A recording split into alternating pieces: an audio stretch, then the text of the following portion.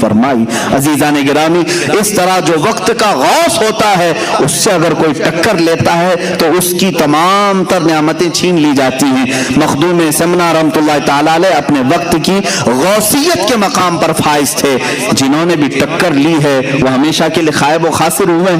مخدوم سمنا رحمۃ اللہ تعالی علیہ کے ساتھ لوگوں نے بہت سارے معاملات کیے، مولویوں نے بھی اس زمانے کے مناظرے کرنے کی کوشش کی۔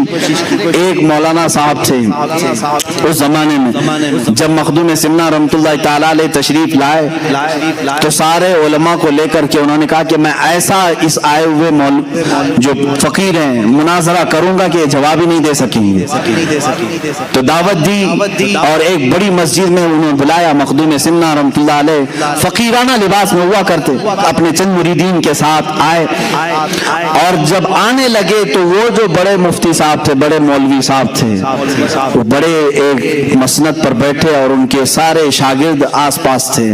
مخدوم سمنا جب داخل ہونے لگے تو آپ پہلے داخل ہوئے، تھوڑی دیر کے بعد آپ کی ایک دوسری شکل داخل ہوئی، تیسری شکل داخل ہوئی، چوتھی شکل داخل ہوئی، سب دیکھنے میں مخدوم سمنا کی طرح ہی دکھ رہے ہیں۔ جو مسجد میں آ رہا ہے مخدوم اشرف سمنانی کی طرح دکھ رہا ہے۔ مولوی صاحب گھبرائے، دیکھتے رہے یہ کتنے سمنانی آ رہے ہیں۔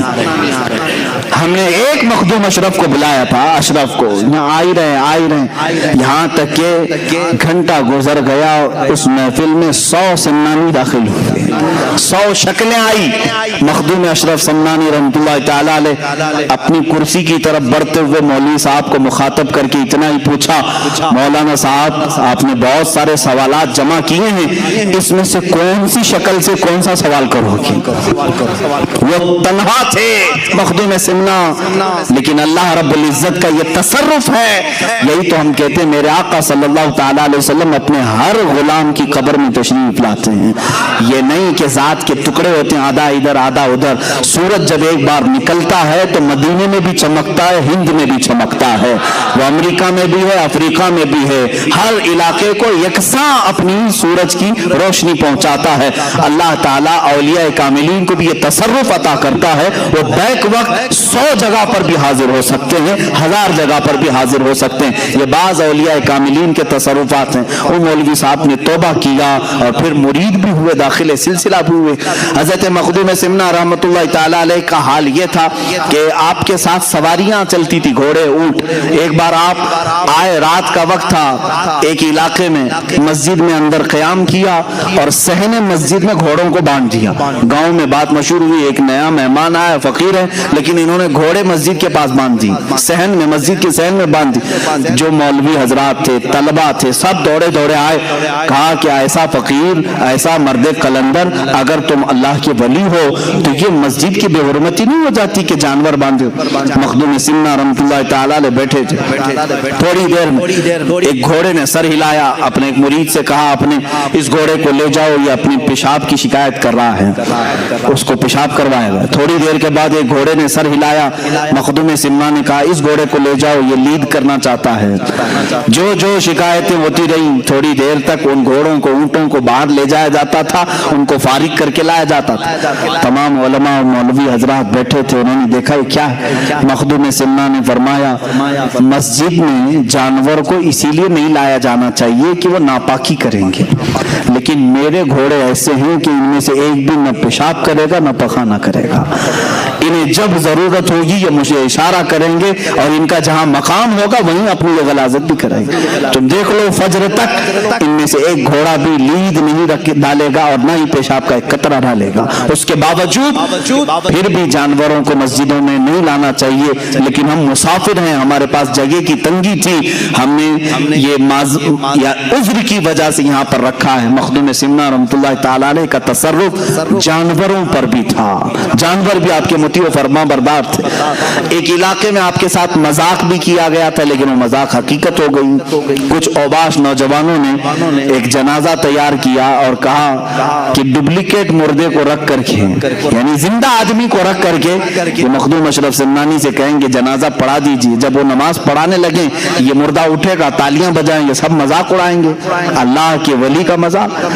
اسی لیے میرے آقا صلی اللہ علیہ وسلم نے فرمایا من عادى لي وليا فقد آذنته بالحرب، الحرب، جو میرے کسی ولی سے دشمنی کرتا ہے میں اس کے ساتھ جنگ کا اعلان کرتا ہوں۔ اللہ سے کون جنگ کرے گا؟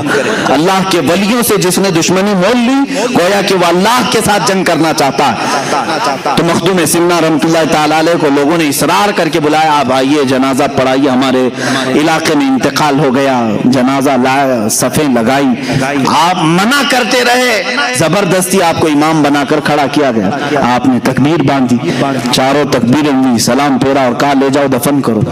بیچ نماز میں وہ لوگ سوچتے رہے یہ اٹھے گا مردہ اور تالیاں بجائے گا مزہ کو، لیکن وہ اٹھا ہی نہیں۔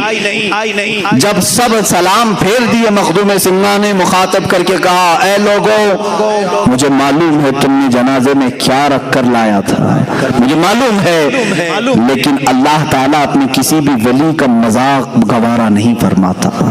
تم نے اسے کفن پہنایا اور اللہ نے اسے حقیقی موت کا لباس پہنایا۔ اب اشرف نے اس پر جنازہ پڑھ دیا، اب دوبارہ اس کی زندگی نہیں ہے، لے جاؤ دفن کرو، وہ ہمیشہ کے لیے مر گیا۔ لوگوں نے توبہ کیا۔ اللہ کے ولیوں کے ساتھ جو مذاق کرتا ہے میرے عزیزوں اس کے ساتھ بہت برا حشر ہوگا۔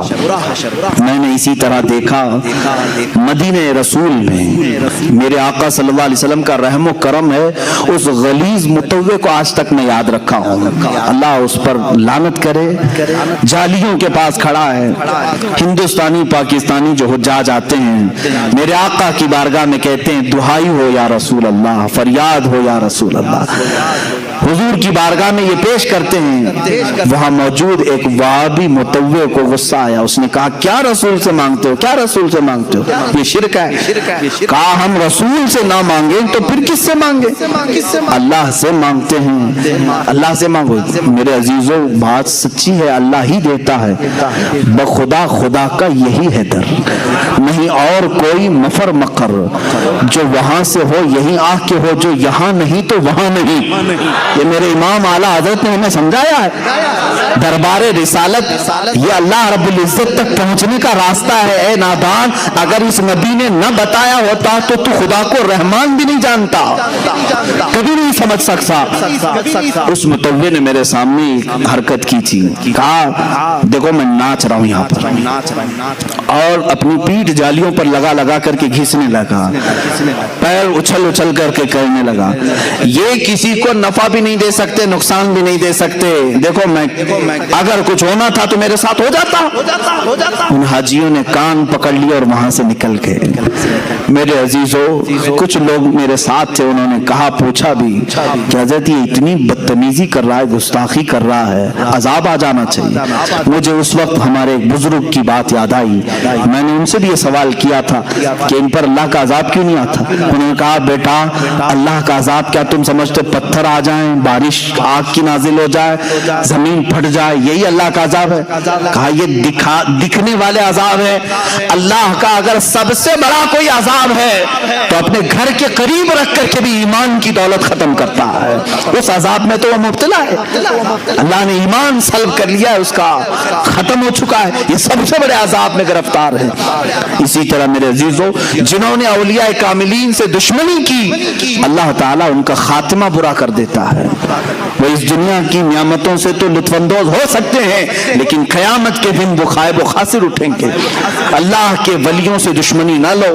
مخدوم سمنا رحمۃ اللہ تعالی علیہ کا مذاق کرنے کی کوشش کی گئی لیکن جنازے میں ہمیشہ کے لیے آدمی سو گیا۔ کچھ لوگ ایسے بھی ہیں آج جو اولیاء کے تصرفات اور ان کی کرامات کے منکر ہیں۔ قرآن ان کی کرامات کی گواہی دے رہا ہے۔ سلیمان علیہ السلام کی امتیوں میں ایک امتی ایسا ہے کہ سبا بلقیس کا تخت ملک یمن سے فلسطین میں ایک لمحے میں نہیں پلک جھپکنے سے پہلے حاضر کرتا ہے۔ یہ قرآن کی آیت ہے، قرآن ولیوں کی کرامت کا ذکر کر رہا ہے۔ اور یہ آج کل کے لوگ جو اولیاء کاملین کے منکر ہیں یہ در حقیقت اللہ کے ولیوں کی دشمنی پال رہے ہیں۔